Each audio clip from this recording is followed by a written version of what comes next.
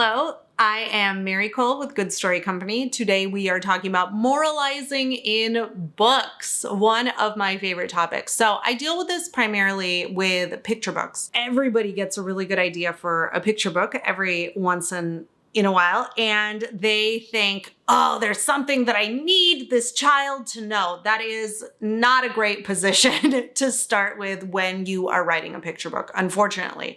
It's the most common position a lot of people start with, but needing to impress something upon your reader usually leads to heavy-handed writing that is a little bit obvious, writing that states the theme, and writing that comes in for an unsatisfying ending because the ending is all about hitting the reader over the head. Now, the opposite of moralizing in books is trusting your reader. But how can we as writers trust our reader to get what we're doing if we don't necessarily trust ourselves yet?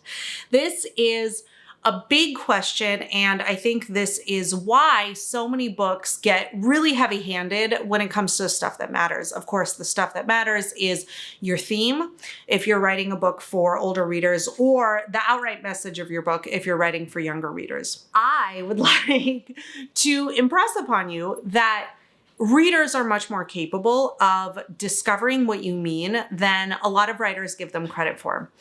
And I would like to further push you a little bit to do what you're doing, trust that you're doing it.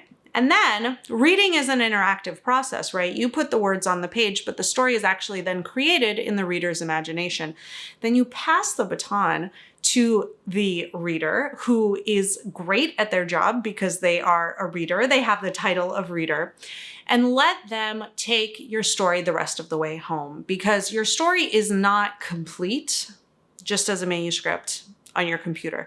The completion happens when it comes alive in somebody else's imagination. And so when you moralize, think about it this way: you rob the reader of their joy of discovery, that discovery process, the sort of interactive element where they get to put on their detective hats and figure out your story, figure out your themes, and extrapolate the message for themselves. And if you've sort of spoon-fed it all to them, they are going to have a less robust experience with your creation. So I would say every time that you reach for an explanation, this happens in novels, this happens in picture books. For example, she scowled because she was dissatisfied. Lob that second part off and let the reader extrapolate the character's feelings based on the clues that they've been given.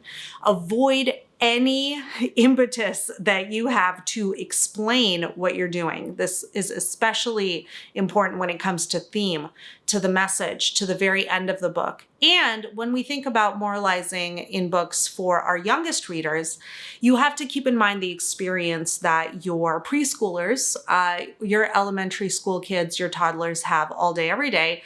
They are being told what to do by their parents, older siblings, faith leaders, teachers, babysitters. Everybody tells them what to do all day long. And so they don't turn to books for more lecturing. It's a really easy way to not only turn off your reader potentially, but also any literary agent, any publisher that's evaluating your manuscript for potential publication.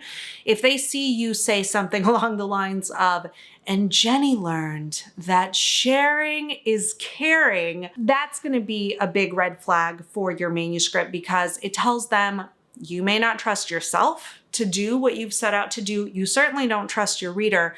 And it's not necessarily putting that young reader of your picture book, your early reader, your chapter book first, because you're not necessarily considering their experience. So consider their experience. They're told what to do all day long, and avoid that urge that you have to really make the message clear.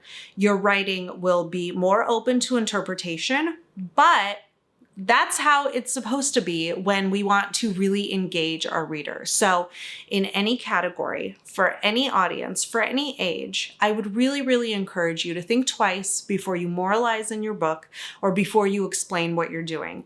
And that is a process that starts with learning to trust ourselves and learning to feel a little bit more confident in the writing that we are doing and getting across what we intend. So a little bit of a pep talk today. My name is Mary Cole with Good Story Company. Here is to a good, non-preachy, non-explanatory story.